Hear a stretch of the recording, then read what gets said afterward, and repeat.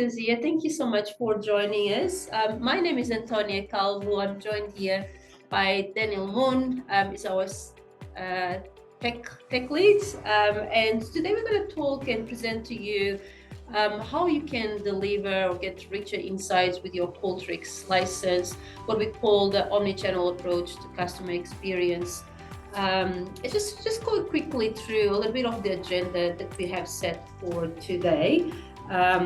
First of all, we want to walk you through what the State of Customer Experience program currently is in Australia. In May 2025, so a couple of months ago, we ran a large piece of research across consumers in Australia to try to understand what customer experience currently looks like across different industries. We survey people that interacted with different organizations across 9 industries. So I want to take the time to walk you through some of those insights. We recently shared the full report with the industry-specific insights with everyone. Hopefully you got it. If you did not get that report, just drop us a message either on chat or after this session today, and we'll make sure that you do receive it. There's a lot of really valuable insights there. And today I want to walk you through the national results, high-level results. We'll then get into a more practical session where Daniel is going to take the lead and we're going to walk you through demonstrations, but also best practice and some ideas in terms of how you can start expanding your customer experience program by adding additional channels and additional metrics to your customer experience. So we're going to cover in terms of other sources of data, how you can ingest those sources of data in Qualtrics platform, how to aggregate those sources of data through some additional features and functionality that is available in Qualtrics, designing a good omnichannel dashboard, and finally we'll close it off with how you can act on data, and we'll have a bit of a strategic point in terms of how you can start thinking and actioning insights, but also leveraging the tool and platform to engage with your stakeholders. So that's what we have planned for today. We plan to be around 45-minute session, which will leave us plenty of time, hopefully at the end, for Q&A. If you have questions as we go through the presentation, drop them into the chat, the Q&A section, and we'll be able to answer them at the end.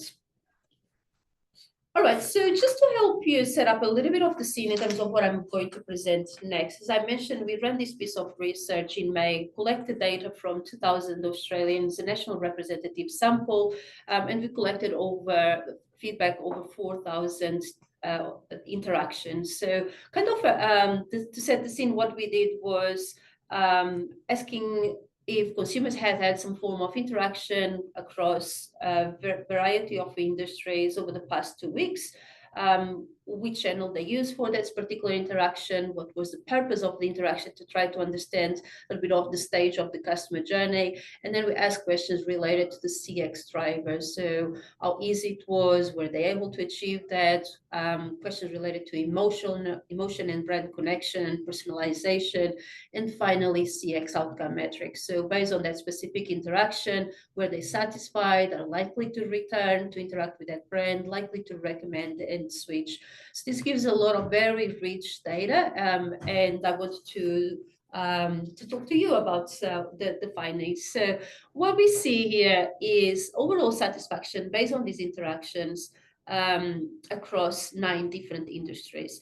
And even though we see some difference between banking and retail, as well as government service scoring lower, and I'll talk about that in a moment in more detail, but what we see is what we consider to be a quite flat state of customer experience across boards. All of these industries are performing around the 80% overall satisfaction mark, which is good, right? So a lot of organizations that we work with are also around these areas. So it does tell us that customer experience is flat across the board. Government service is scoring significantly lower in these data sets, but we believe that this related, when we run this piece of research, Centrelink had an outage, and we see this in the next slide, where Centrelink performs significantly lower, and I think that is actually influencing the results of our piece of research. But in general, satisfaction is flat. And when we look at specific brands, so we ask the industry, but also specific which brand they interacted with. And you see here the most, the brands that had the most interactions in our data set, which was any brand that you see here had over 50 different interactions. And we see across the board, again, the satisfaction is quite flat. We thought when we set ourselves to do this piece of research, we're going to find some really big brands standing out from others, but reality is that is quite flat in terms of the performance.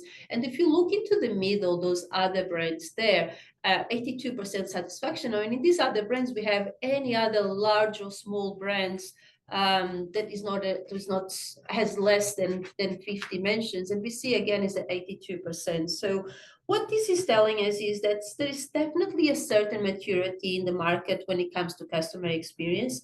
Many brands have programs in place, and we'll share a bit more around that.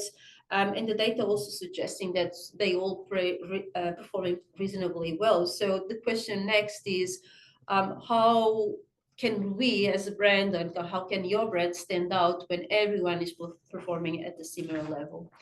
So the devil, I guess, is in the detail. And when we start looking at specific reasons for interaction, or looking at interaction across the customer journey, there are some variations in terms of customer experience performance. When, I mean, like to put it this way, when your customers are purchasing a product or a service, or they paying a bill, as we can see here, satisfaction is really high at 89%. Across the board, and this basically tells us that when your customers interact with your brands, you make it really easy for them to purchase a new product or a service, or to pay a bill. But then we see some levels or some stages of the customer journey that are significantly lower in terms of satisfaction, and those are submitting an application form, downgrading an existing plan or product, or seeking help and support. And this is again where I think when we start thinking about how can we differentiate in terms of customer experience, our point of view is like we need to go beyond just the overall generic overall satisfaction score, and really start understanding across the journey where are we falling short. Nationwide, across multiple industries, what our data is telling us, we need to make it easy when your customers want to interact by application forms, and usually these tend to be on websites or portals, but also around that seeking help and support. So when your customers come to you, they're looking for additional product information, that's where the customer journey is failing. Interesting, to take this a little bit further, when we plot these satisfaction scores against the two other questions that we had in our survey, which was likelihood to return based on this interaction, or likelihood to switch, we get these 4 quadrants framework.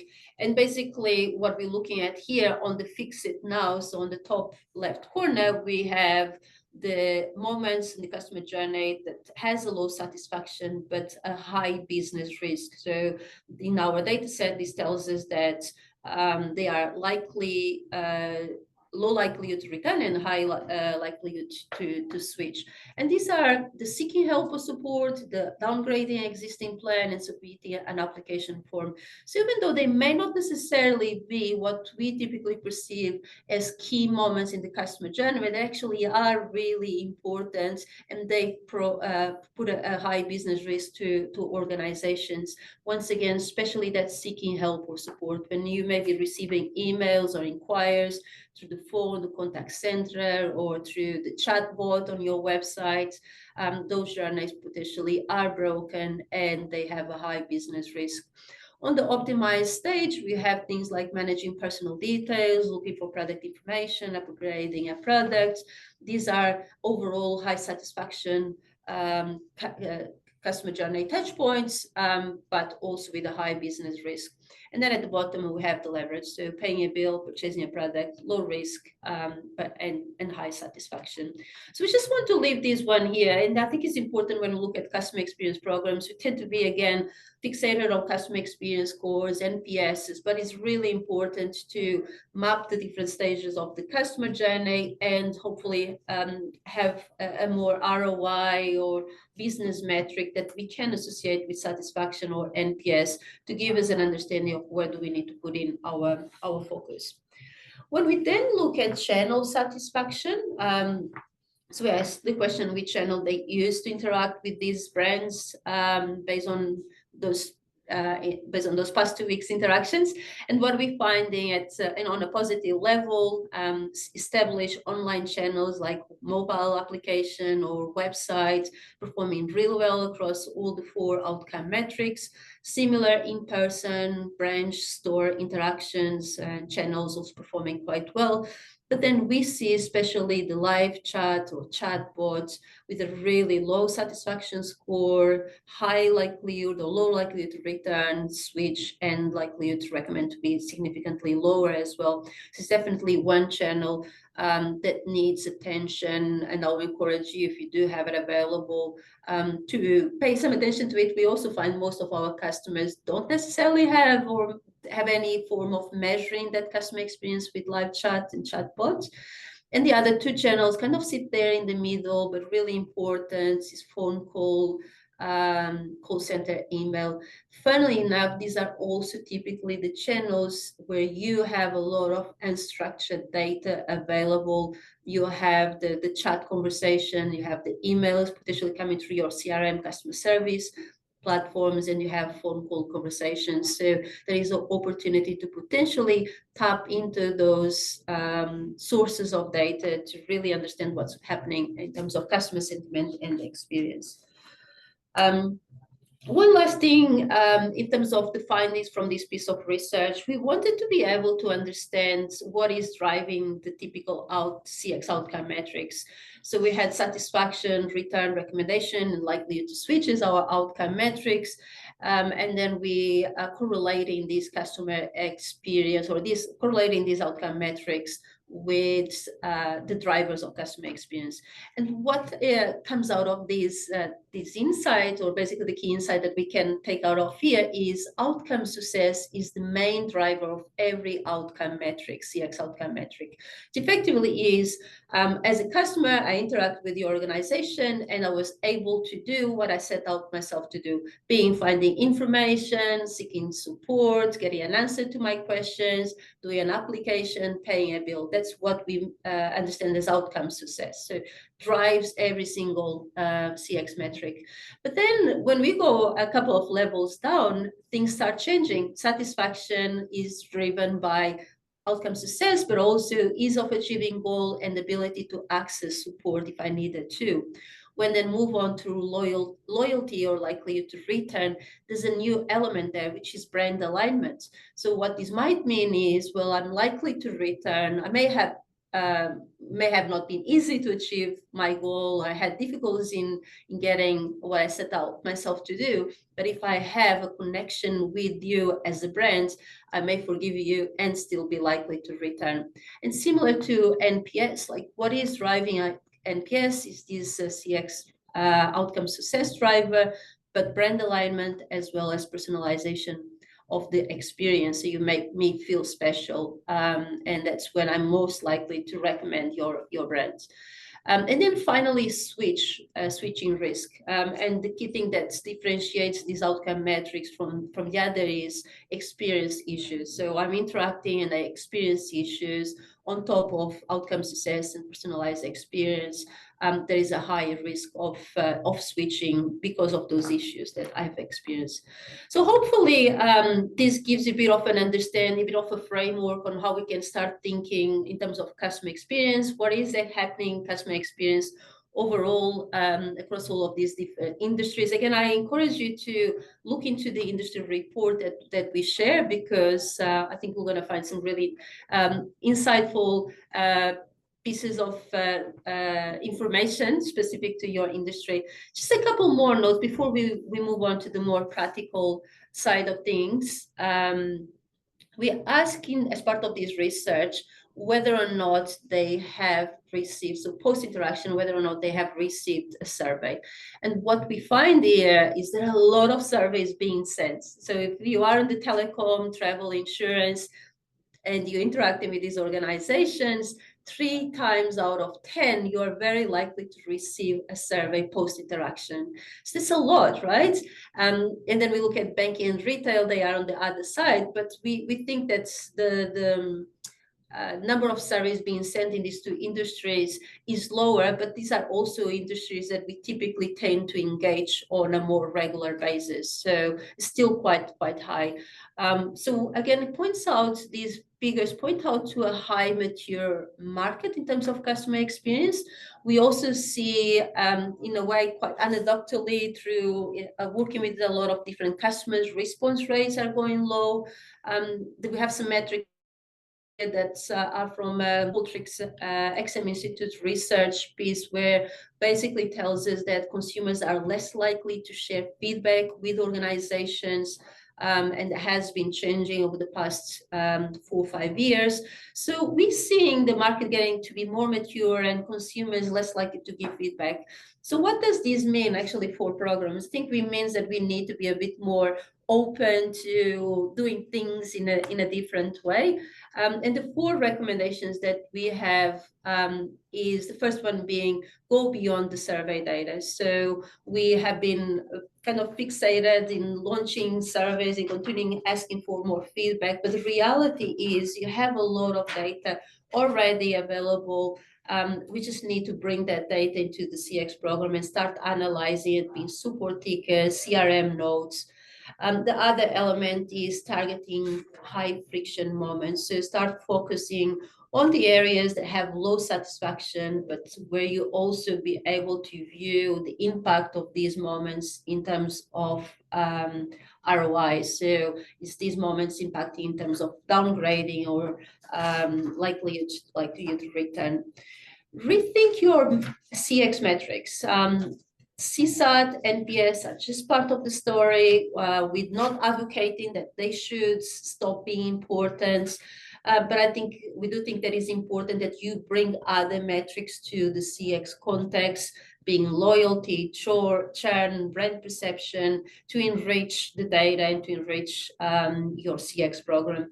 And finally, we can never say this enough, operationalize the insights. And what we mean by this, leverage the platform to push the insights to your stakeholders, but being integrations with your CRM platforms or alerts or creating action plans based on the insights. So we're moving now to the next part of the presentation. And what we want to do here is give you a little bit of a framework in terms of how you can expand your program and start building what we call the omnichannel CX program. And we're going to cover these in 4 areas. The first one being, what are the sources of data do you have that you can bring to your CX program, and how you can ingest these in Qualtrics. So Daniel is going to share with you different ways of bringing data to Qualtrics platform. The second part, we'll talk about Data Modeler, which is a new feature in Qualtrics that allows to aggregate data sources and potentially, as we do this leveraging Data Modeler, being able to enrich or create richer insights. And then we're going to walk you through an example of a report, the dashboards, and we'll close it off with action and workflows. So before I pass it on to Daniel, I have this slide here just to give you a little bit of an idea of some examples of data sources that you can potentially leverage that you already have. And we divide data sources in 4 areas. So structured and unstructured data, solicited and unsolicited channels. So you may have, your open ends, your agent notes, frontline feedback, screenshots from website digital experience already in place, or on the unsolicited channels, support tickets, social media posts, contact us form, complaints, emails, for example. And then on the structured data at the bottom, we have in terms of solicited channels, your NPS scores, your satisfaction scores, and then unsolicited channels, potentially information that is available on your CRM, such as renewal, churns, conversion, cross-sell rates, or if you're looking more specifically around customer servicing, operation efficiencies, and so on. So just want to leave it on the table that Daniel has a very specific use case we're going to present, but obviously you'll need to think particular to your business what will make sense. So over to Daniel now. Thanks, Antonia, and hi everybody. Thank you for joining us today.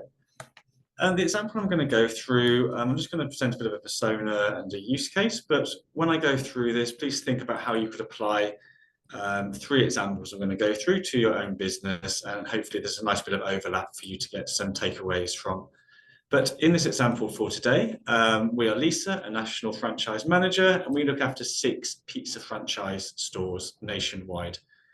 Lisa has some KPIs to maintain a CSAT of 65% and to also find opportunity with those underperforming stores for some uplift. But what we found recently is the existing post-purchase survey, which is sort of the setup for our Voice of Customer program, is kind of limiting us on the number of channels and listening posts we have across our customers. It's not really giving us the full customer journey, and it's kind of restricting our view on potential improvements across these stores. So as part of that listening framework with the omnichannel methodology, Lisa's gone away and tried to identify some new data sources that we could bring into our existing dashboard and also enhance the existing post-purchase survey we have up and running. So I'm going to go through 3 examples here, and we have some contact center metrics in the form of tickets, which we can bring into Qualtrics and start to analyze and incorporate into the dashboard. We've got some loyalty metrics, which I think is really valuable here because we're able to attach these through the data model to the post-purchase survey and start to overlay some ROI metrics into the dashboard, which is going to help build your use case and business case for the Voice of Customer program. And we've also got the Google reviews, which have been identified. So because we're locations, we've got these 6 different pizza stores, and we've got Google reviews available. As Antonia said, there's sort of this decrease in negative feedback coming in through the surveys. Well, the great thing with the Google reviews is that you don't have to ask for this feedback. It's already out there and existing, and people are willing, as sort of part of their exchange or relationship with the business, to leave a Google review. So that's free data which is available for you to bring in and start to analyze. So if we're going to see this in action, I'm going to share my screen and jump into the Qualtrics platform for you.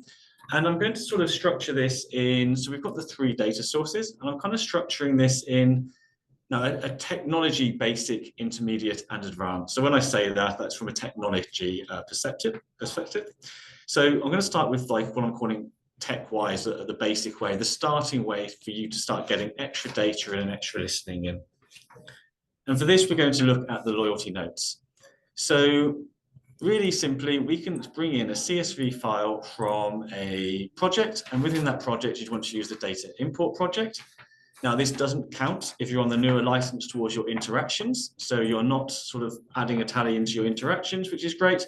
And effectively, you can bring in the data you've exported out from the CRM with those loyalty notes and bring it in as a CSV into this data import project.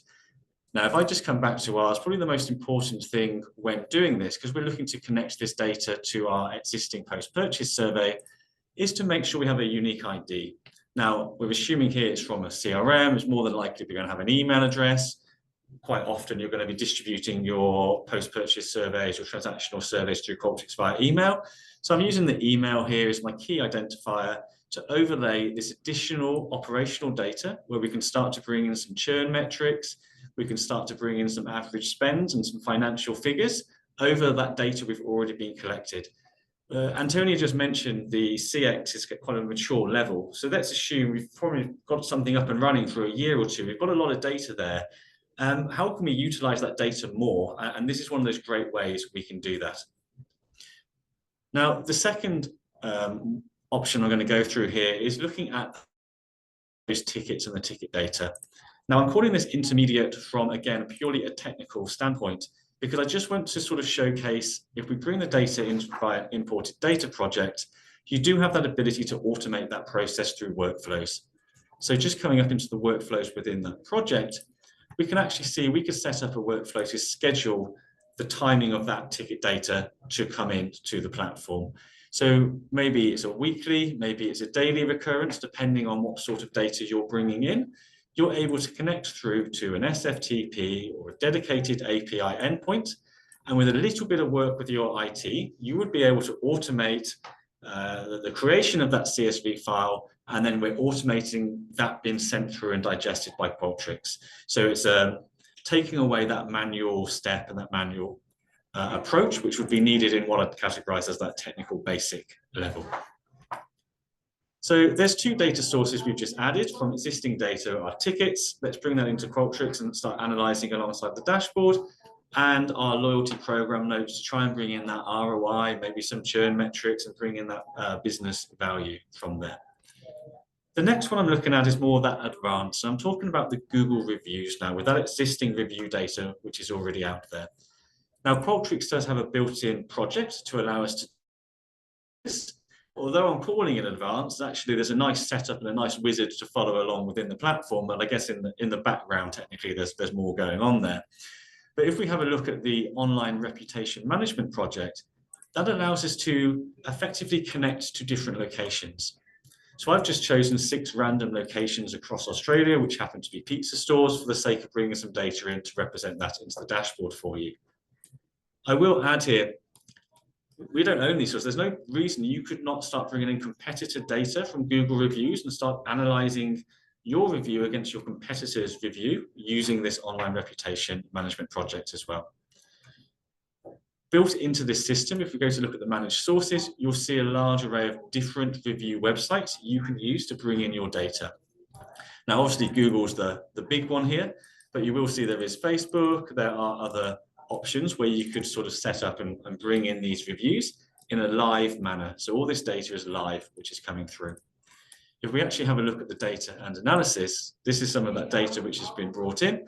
And we can actually see there were some late night pizza reviews going on last night, and we had some sort of 2 a.m. pizzas being ordered and some reviews being left. So this is all live data connected through to those locations. Just before I move on, I will just cover again with the online reputation management. I've kind of gone into one configuration there.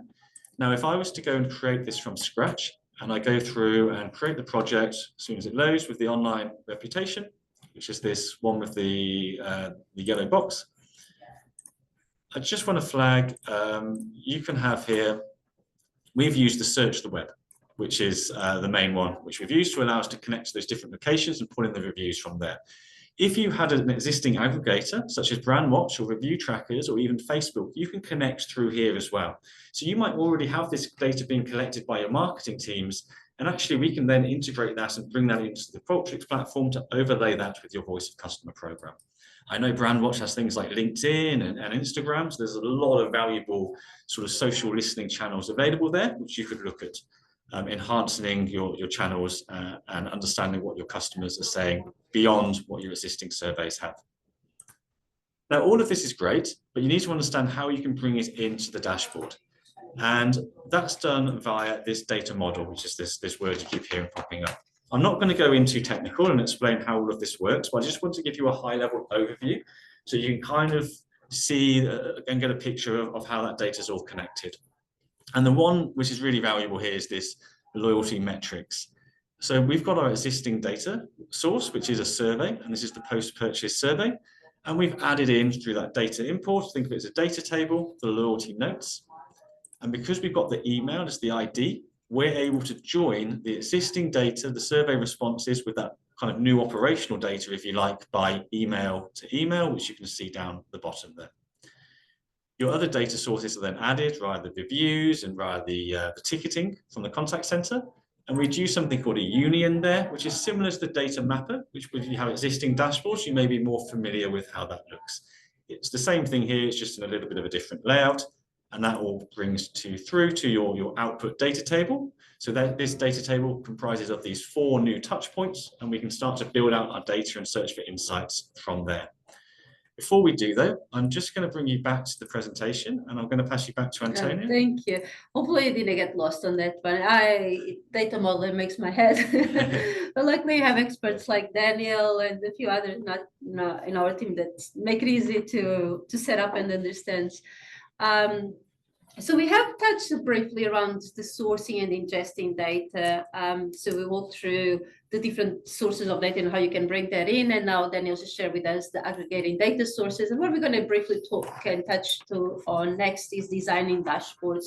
Because I don't want to bother you with the details of how you go and design a good dashboard, but we do think it's an important few steps that you want to potentially consider when you go and design dashboards. So I'll leave you with this kind of high-level framework, but we always recommend our customers think about defining the objectives before you go and put together a new dashboard. And think about the end users, right? You should really build for the end user and build for action in a way that once the insights come in and you have the end product, is then easy for your teams to find the results and quickly identify which areas they need to focus on to improve that customer experience. We're also going to touch next, just go to the next slide, on a couple of TextIQ and Insight Explorer functionality. A lot of what we want to bring on and hopefully help you understand is the next level of customer experience programs is around the unstructured data, right? There's a lot of data out there that many organizations not tapping in terms of understanding to help them understand customer experience and customer sentiment. Specific to Qualtrics platform, there are two elements of the Qualtrics functionality that allows us to make sense of this unstructured data. The first one is TextIQ, which we are probably a lot more familiar with, has been around for a while. It does take some effort to set it up and do it right. But the beauty of the TextIQ is once it's done and it's done correctly, allow us to do a lot of statistical analysis based on topics and based on sentiment. And the latest one is what is called the Insight Explorer, which is an AI-powered tool that allows to interrogate the open-ended feedback or unstructured data and get some meaningful results from that unstructured data. It's not one or the other, and Insight Explorer, we don't see it, at least at this stage, as a replacement of TextIQ. We have been using it with many of our customers, and it's more a complement. Again, TextIQ gives it more hardcore metrics, where the Insight Explorer allows us to go and interrogate the data and play with the unstructured data in a more playful way, and with that get insights that TextIQ potentially is not uncovering. So Danny's going to walk us through now what the dashboard looks like and touch base on TextIQ and Insight Explorer briefly. Yeah, great, thank you. Just before I do though, I will just put a quick plug in for our ActXM YouTube channel. There is a webinar here we did about a year ago, which is around building engaging dashboards. Still really relevant, and that does go in a bit more information in kind of what you're going to see and sort of the reasons of why certain charts and widgets are used and around those role-based. So I would recommend coming to watch this one if you haven't done and if you're interested in that information. So I'll just come into our dashboard, and this is the dashboard we've built out. Before I do, I'm going to touch on the TextIQ. So obviously, as you may know, you can access the TextIQ from up here. And then this is where you can start to build out your themes and topics on the left-hand side, and you can start to categorize and build them in. That's great, and it's really, really valuable. But as we said, that can take a bit of time, and it can be quite tricky to set up. 100% worth doing, but if you're looking for a quick win, what I really like just by pushing this through the TextIQ in the first place is this additional variables we call enrich TextIQ that come through. Now, I'm just going to go to this Google review site here, just because I'm looking at the page filters particularly here. But by running it through the TextIQ, you automatically get the sentiment against the comment. Remember, we've just brought in a load of Google reviews. We've got loads of data now. We need to quickly understand and filter through the white noise to get through to the valuable comments. And these filters I will talk about here will allow us to do that. So you have the sentiment. You have the actionability, which I really like. It's detecting suggestions. So that's giving you your action items and your key takeaways. there's response needed. Maybe there's a follow-up and you're trying to quickly follow up with the customer with a Google review and repair that relationship. So it's a quick way of identifying these comments. And you've actually got not meaningful message, but this works as an exclusion filter because you're removing that white noise then. And this all comes without any programming, purely just by running it through the TextIQ. The other two are really interesting as well. So emotion. Why not pull through and a little box at the top, which talks about recognition to encourage your staff members to go, or your store managers to go in and use the dashboards. May filter that by trust or joy or love, some really positive emotions that come through. So they're not just looking, because it's very easy in the voice of customer to end up looking at the negative because you're trying to look for improvement. It's actually good to flip that as well and show off what is working well. And this emotion allows that to happen. And then we've got effort. So this is detecting the amount of effort involved in the interaction of the comment they've written. And this is really interesting, particularly if we start to overlay this with your CSAT. So from the post-purchase survey, the existing survey, you'd have what was the reason for your score. And if it's sort of a very easy effort is detected, it's always correlated with a really strong CSAT score. And this is with the Google review data as well. So that 1 to 5 star rating, and then why did you give this review? That easy effort, every single time I do this, has a really high CSAT. And then the effort is really hard and really low, sorry, when the effort is hard on the other end of the scale. So, this is interesting, Daniel, because in our research piece that I've shared with you early, making easy is one of the main drivers of overall satisfaction, right? So everything kind of comes back and ties up together. We see this on text topics. We see this when we run analysis on our actual real client data. So if you want to improve your customer satisfaction, ultimately make it easy for your customer and make it work too. And then this sort of gives you the filters to understand that. So, okay, so what's happening here with the hard?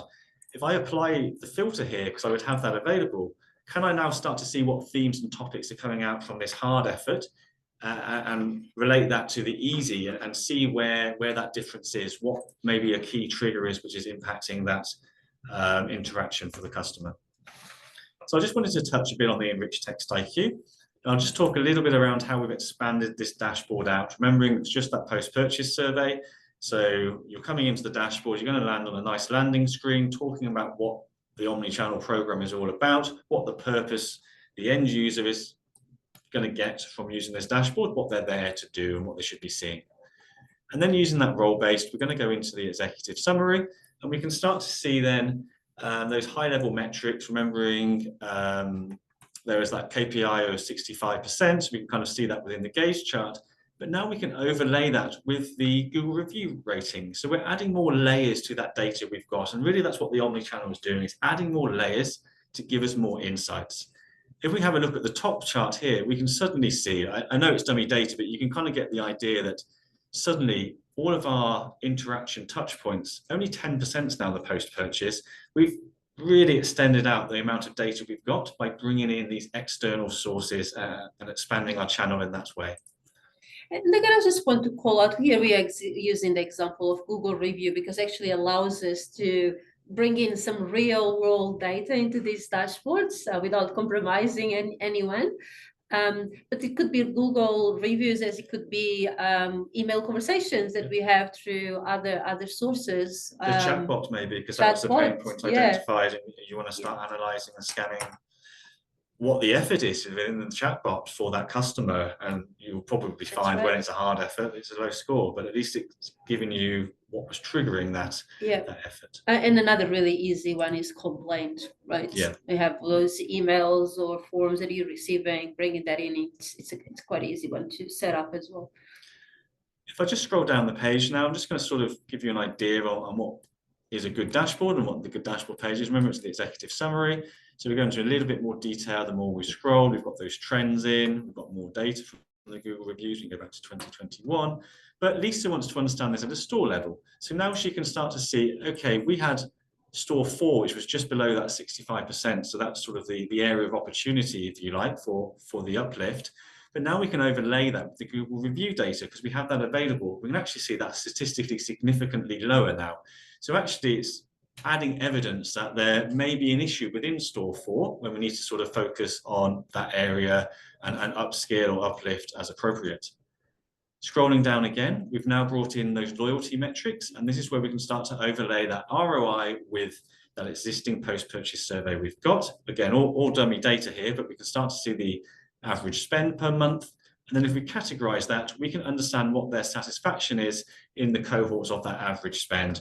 Now, thankfully here, the more they spend, the more satisfied they are, but that could be a good area of opportunity to understand the lift and shift from there. So think about metrics that you may have that show this return, likelihood to return or churn that you potentially have in your CRM to overlay.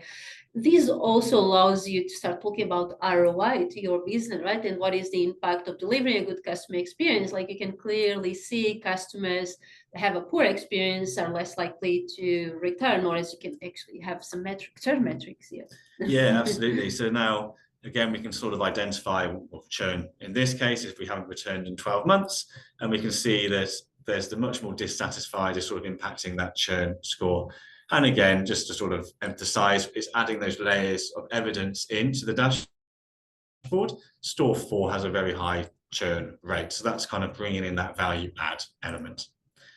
And then scrolling down, obviously the Google reviews, which we've kind of touched on with the Text IQ, but we can sort of get through and understand what they're saying through that text analysis, and just emphasizing again the emotion and the effort which you've seen kind of comes in and can be displayed nicely here.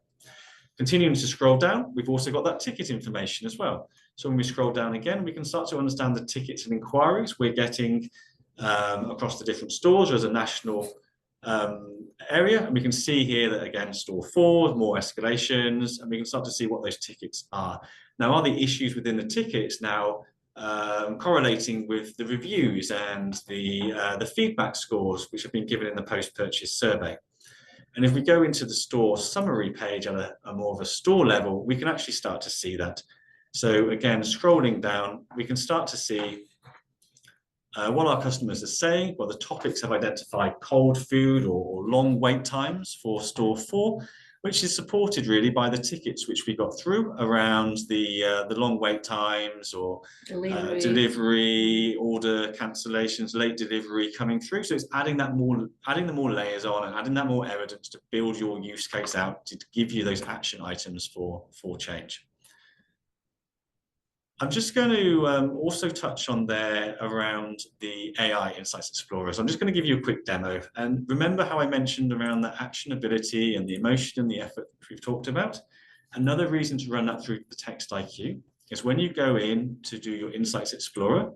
Now, normally this would be accessed from here. But remember, we're trying to make the dashboard engaging, and it's like one-stop shop, so to speak, for the end user. So why not hyperlink it into your dashboard so they can come through and generate their own, so it kind of feels it's belonging to part of the dashboard from there. If we generate an insight, now this is using that AI technology, we can understand if we're looking for top themes, headlines, or a summary. We can give that a name, and then we can start to actually identify. I'll just very quickly bring that up. We can then start to connect through our data model, which is bringing all of those data sources in together. And we can say, I want to analyze that against the combined verbatim. Now, with that emotion, if we just ran this as it is, we're scanning 2,400 comments, and it's just a bit high level. It's not really giving us too much. It's going to be a bit vague. So you really want to start applying the filters. And because we've got the emotion and the effort, we can say, I want to look for frustrating experiences. And now the filters automatically being applied are where the effort is hard or very hard and the emotion is frustration. And now we're down to 177. And maybe I want to overlay that with the store. So now I want to see how is that faring with store 4. And what I'm starting to do is just apply those layers. So now we can analyze and generate that insight and have a much more kind of specific, direct AI generated insight than having that higher level. That will produce sort of a report which looks a little bit like this, which sort of gives you some of those issues sort of nicely portrayed in a report which you can go through. And so these sentiments that you just shared comes from the Text IQ. Comes from the Text IQ, which is why it's worth just putting it through, even if you weren't going to build out those themes and topics, which I recommend you do. But as that quick win, I think this is a really effective one. So again, it works together and less of a replacement. Yeah, absolutely. I'm going to hand you back to Antonia Okay. now, who's going to talk about the last bit, which is the ACT element. Yeah, we have another 5 or so minutes, and actually we'll come back to the workflows, back to you. But we have been talking around the listening, the understanding, which is the dashboard, and how you can leverage the insights available. And obviously, any good customer experience program needs to take some action out of it. And the last piece we just want to touch on is the actioning the data and the workflows. And we want to leave you just with a couple of ideas. Like, we could spend days on this, but we want to leave you with a couple of ideas that you can hopefully take home and apply into your programs. The first one, a little bit more strategic. Like, often we talk about finding insights and uncovering the areas that you need to improve on, but then when it comes to applying this to like how you go and improve basically the customer experience based on the insights that you find. And we like to work with this value delivery, value chain framework, which kind of works in 4 components. So the first one is identify the insight that is ready for action. And we have an example down there. So in our example that Daniel just shared, delivery is an area of concern. This is emerging as an area of improvement. We also identify store for needs improvement. So that could be your insight, right? A couple of things, 2 or 3 things that comes from your CX program that you want to take action on. So identify those, then you move on to the action. This is where you start brainstorming within the business, the organization, based on the insight. What is it that we can do to improve customer experience around these areas?